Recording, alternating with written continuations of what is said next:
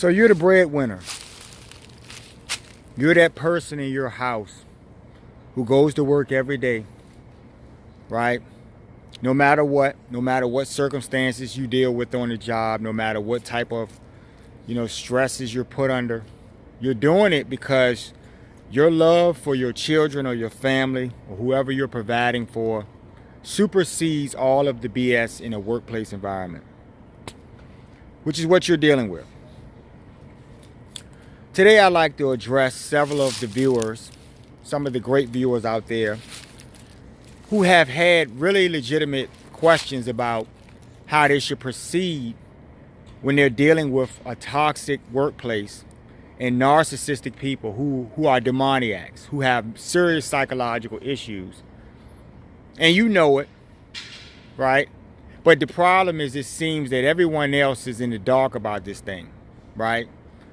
They seem to be on board. So you're not getting any, you're not alleviating any of the stressful conditions at your job. You're seeing it every day. I'm going to talk about a few of these people and how you can, disengage from such people, because that's the important thing here. Learning how to, detach from situations that aren't even important. These people are lowlifes. They're losers. A lot of the stress that they bring to you is simply the pain that they feel or, within themselves. It's all clinical, folks, right? When you know these things and you have a certain amount of understanding of this, you can play your cards appropriately. You can play your hand because you know what you're being dealt. Okay? But you're the breadwinner. And so that pressure is why you stay at this job. When I tell you that the exit plan is probably your best bet. However, in some situations, the exit plan is not the best option, that would be readily available to just anyone, because, you have to have your ducks in a row. You have to have money saved up, right? This is a hard world. This is a society run by narcissists. All of the rules, right? They rigged the goalposts, folks. And they set it up so that there's no way that you can get ahead, right? They want you in the rat race. They want you coming every 2 weeks, right? And you'll notice quickly that money that you work for will run out quickly in 2 weeks. That's the whole point, folks. They want you in the rat race to scramble so you can put up with this shit. And part of the extra perk of doing all of this is getting to stress you out. They love causing pain in other people, folks. So what type of people are we talking about? I've talked about many of these narcs. They come to a job, they're brand new on the job. But because they may covet your job or want your position or are so pathologically envious, right? Clinically, they're so envious of something they see in you. Really, it started out as how you were presented to them. You may have looked well kept or something.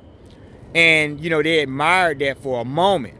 Right? Because once they realized that, you had a better job or you had some type of leeway or freedom or something, that bothered them, because now you see they're on the bottom level and they really want your job. So what they do is they go to other people and try to, get a campaign together going where they get other people on board to say that you're not, qualified, to say that you're not, that you don't work well or something, or just whatever they're going to try to smear you on. But the thing is that these people who were there for 20 years before this person even walked in the door, they didn't realize that 18 years ago that you didn't work well. They didn't realize that. But somehow now that this person is there, and because maybe they're weak-minded or they're flying monkeys or they're narcs themselves who've always had some type of agenda that they wanted to, implement, you'll be that person. But you look at these fucking fools every day. You look at them. They're demons, right? And they were those little boys on the playground. Got folks walking out here, but they were those little boys on the playground that you punched in the face, right? You saw was something wrong with that little boy. He was stingy. He didn't want to share his toys, right? He was very petty. All of those little childlike juvenile things. And then they grow up and they come to your job. Then you're ready to whip their ass. This is what you do at a workplace. Plenty of people, folks, over the years that were spared by me. They never knew it. See, this is the thing. I'm revealing this to you today in this video, folks. A lot of people were spared, you know, my foot or my hand upside their head or something. Many people were. Right? They didn't know when to stop playing. Sometimes I told you guys, you'll push somebody's buttons and they'll come and they'll commence to whipping your ass and you'll get what you deserve. Right? That person is better than you. That's why they haven't whipped your ass. Right? You understand what I'm trying to explain to you? Because see, they're smart enough to not put themselves in something, which is what I want you guys to think about. I had to do that. Right? In a nutshell, you're going to have to either look for another place to work or you're going to have to bear with these fucking fools. And if you're going to bear with them, you're just going to have to realize you're dealing with a child. Right? Would you punch a bratty 5-year-old in the mouth if you're a grown adult? You wouldn't, right? It would really annoy the fuck out of you, but you wouldn't put your hands on them. You're dealing with the same element, except the person has a grown body, but they still have a child's mind. Okay? So when it doesn't stop and it continues and you know, day after day, right? You get tired and you say, well, these people literally have the energy. But I'm trying to explain to you folks, the devil never gets tired. They're demoniacs. They have dark energy in them, right? And every way you see it play out on these jobs where, you know, these people will hiss and make noises and, you know, you see all of these character traits that they do when they're envious. You could very easily go and backhand one of them. You understand what I'm saying? You're on the spot. They would be completely shocked that you would be commenced to whipping their ass. But and you know, and I'm saying this because on some level when your anguishes, all of the anguish that you're feeling, I can feel that for you folks. I have been there. I have worn it, like I just told y'all. Okay? Someone may talk to you disrespectfully. One may talk down to you because they covered themselves or something stupid about who they think they are. Right? They're just air breathers. Right? And in a moment, many of them will be the people who are wearing your foot between their butt cheeks. They'll be those people. You know, for those of you who can't hold on, who can't control this thing. Okay? I've had several viewers talk to me and express to me about their greatest frustrations and how they have literally had to woo-saw, hold on. Right? That reaction can play out in many different ways. It can play out in somebody getting seriously hurt. Right? Mostly the narc, right? Because the narc is stupid. We already know that they're not even thinking about anything. They do things they're petty. They're like children. They do things on a whim. They're emotional. They're severely emotionally retarded is what I'm saying. Right? So they'll act in a moment without even really rationalizing how they look or what they're saying or anything, because it's just like a child throwing a tantrum. Right? And then, you know, on the flip side of that, you know, like I'm always talking about, that remedy could be your swift hand going upside their fucking head or something. And then they'll realize, that'll be their wake-up call. You know? Too many of these narcs get away with the shit that they do on these jobs. Too many of them play games. Too many of them, all these losers get together in their little groups and plot and plan and shit. Right? The best of us just want to work a job, get a paycheck, but we have to deal with other people because that person is jealous of you. You're not thinking about that person. You're minding your business somewhere, but because that person has some issues or feelings about you, you have to play a game with them. Stop playing the game, folks. Okay?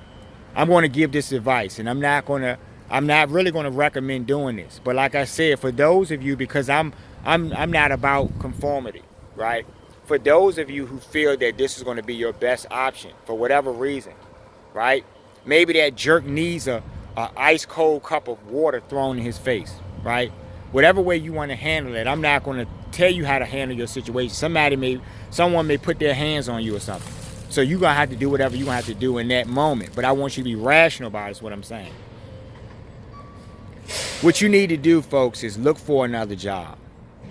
It's not going to be easy. I know it was hard to get the one that you have, but sometimes that's the best thing, right? Because remember, if you go to jail, then you really compromise your family situation, right? You really put those kids or that loved one in a situation, right? If you're not there for them. You were there for them up until this moment. So you're going to be smart and continue this thing, right? Because I really don't have, really this talk is not, the things I could tell you, right? Because they're all different situations. But the narc has a playbook, folks.